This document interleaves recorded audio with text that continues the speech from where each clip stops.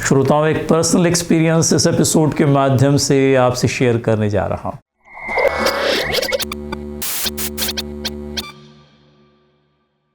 आप जानते हैं चेक डिसऑनर की केसेस होती ही रहती हैं और चेक डिसऑनर के अंदर में चेक डिसऑनर हो गया है, दिया गया धनादेश बैंक ने अनादरित कर दिया, इसका एविडेंस लाना आपकी जवाबदारी बन जाती है। अब वो एविडेंस क्या होता है?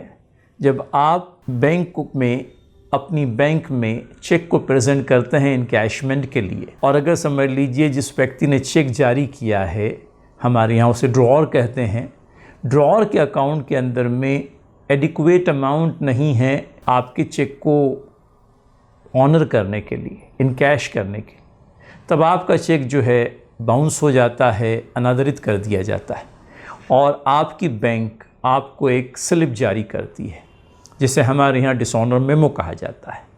इस डिसऑनर मेमो के अंदर में अब जिस प्रकार की प्रैक्टिस है, चेक की ज़ेरॉक्स कॉपी होती है और ऊपर वो कारण लिखा जाता है जिसके चलते चेक को डिसऑनर किया गया था। अब कभी कभी ये बैंक स्लिप जो है, इस पर बैंक वाले अपना सही सिक्का कर भी देते हैं और कभी बग़ैर सही सिक्का किए आपको ये बैंक स्लिप जारी कर दी जाती है, क्योंकि ये अपने आप में एक प्रकार का इलेक्ट्रॉनिक एविडेंस होता है जिसमें कहीं सिग्नेचर की या स्टैंप लगाने की आवश्यकता नहीं होती।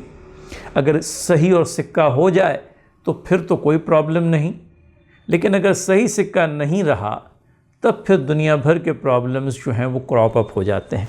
पिछले दिनों एक तजर्बा ऐसा हुआ, पिछले दिनों एक एक्सपीरियंस इस प्रकार का हुआ कि जो बैंक स्लिप दी गई थी कोर्ट में, उसमें बैंक वाले ने अपनी सिग्नेचर के नाम पर एक कौवा उड़ा दिया था।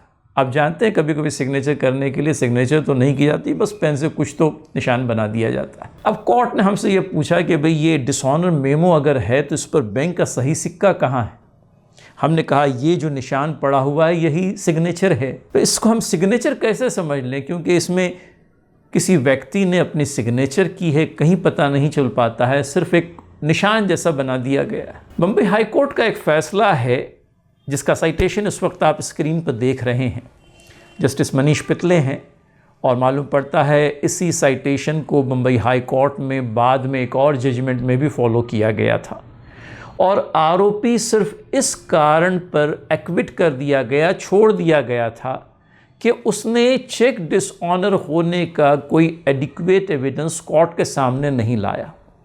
उसने जो डिसऑनर मेमो कोर्ट में लाया था उस पर न बैंक की सिग्नेचर है, न बैंक का ठप्पा लगा हुआ है, और उसने किसी बैंक के अधिकारी को अपने साक्षीदार के तौर पर कोर्ट में एग्जामिन भी नहीं किया था।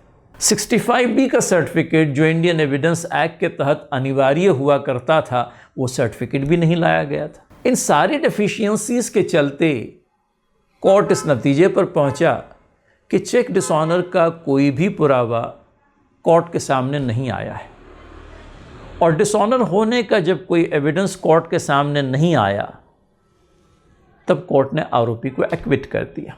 अब इसमें मुझे याद पड़ता है section 146 of negotiable instrument act, जहां एक प्रिजम्पशन की बात की गई है। कानूनी प्रिजम्पशन के बारे में श्रोताओं आपको याद होगा, मैंने इससे पहले भी बताया था। हमारे यहाँ पर जब किसी बात को प्रिज्यूम कर लिया जाता है तो फिर उसका पुरावा देना आवश्यक नहीं रह जाता।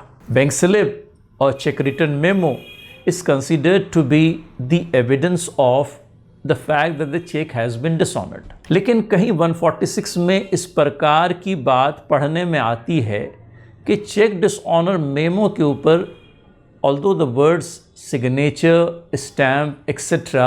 have not been used, but there has to be some official mark of the bank from which it can be inferred that this check return memo has been indeed issued by the bank. उसके ऊपर किसी प्रकार का कोई mark हो, उसके ऊपर किसी प्रकार का कोई चिन्ह हो जिससे ये पता चलता हो कि ये बैंक ने जारी किया है। और अगर इस प्रकार का कोई चिन्ह ही नहीं है, सही सिग्नेचर समझ लीजिए अगर नहीं है, या बैंक का ठप्पा भी नहीं लगा हुआ है, कैसे पता चलेगा कि ये डिसऑनर मेमो बैंक ने जारी कर दिया है? इस बात का भी तो इम्कान है कि चेक के अनादर होने का, चेक के डिसऑनर होने का एविडेंस फिरियादी खुद फैब्रिकेट करके कोर्ट में लाया। अगर समझ लीजिए आरोपी इस बात को कबूल कर लेता है कि चेक डिसऑनर हुआ था, तब तो बात अलहदा है। लेकिन जो मिनिमम रिक्वायरमेंट है 146 की, वो तो आपको कंप्लाई विद करने होंगे। बैंक वालों ने अपनी जगह जो भी नेग्लिजेंस बरता, बैंक वालों ने चेक रिटर्न मेमो देते समय न सिग्नेचर की न सही की, बस आपको एक स्लिप जारी कर दी। अब आपकी जवाबदारी बन जाती है कि अगर इस स्लिप के ज़रिए से आप कोर्ट में कोई फौजदारी मुकदमा 138 का लगाना चाहते हैं तो कम से कम अपने बैंकर को कहकर उसके ऊपर सही सिक्का करवा लें। और अगर भूल चूक में सही सिक्का लिए बगैर आपने ये स्लिप, आपने ये डिसऑनर मेमो कोर्ट में प्रेजेंट कर ही दिया है, तो फिर कम से कम बैंक वाले को बुलाइए और उसके ज़रिए से ये बात एविडेंस में रिकॉर्ड कराइए कि ये डिसऑनर मेमो उसने जारी कर दिया। मैंने माना कि बम्बई हाई कोर्ट की रूलिंग का विपर्यास करने वाली दूसरे हाई कोर्ट्स की रूलिंग मौजूद है, जो ये कहती है कि सही सिग्नेचर या बैंक का ठप्पा आवश्यक नहीं है। लेकिन अपने आप में ये एक वादातीत प्रश्न, अपने आप में ये कंट्रोवर्सी बन करके रह गया है।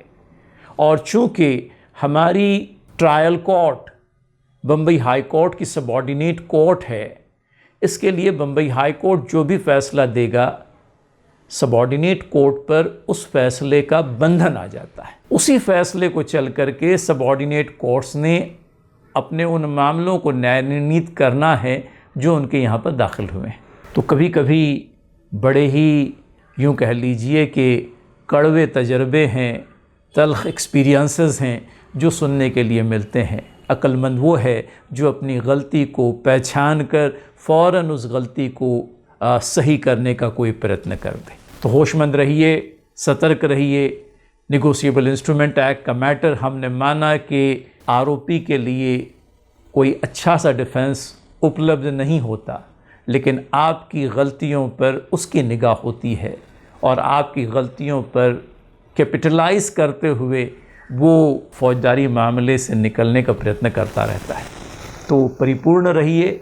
जो भी डॉक्यूमेंट्स कोर्ट में प्रेजेंट करेंगे, do they meet with the requirements of the law, ये अपने आप से प्रश्न पूछना है और उन डॉक्यूमेंट्स को कायदे के अनुकूल स्वरूप देकर कोर्ट में प्रेजेंट करना है। गलती के आइडेंटिफाई करने पर फ़ौरन उसको सही कर दें ताकि फिर accuse will not be let off the hook. Thank you for joining tonight, see you next week.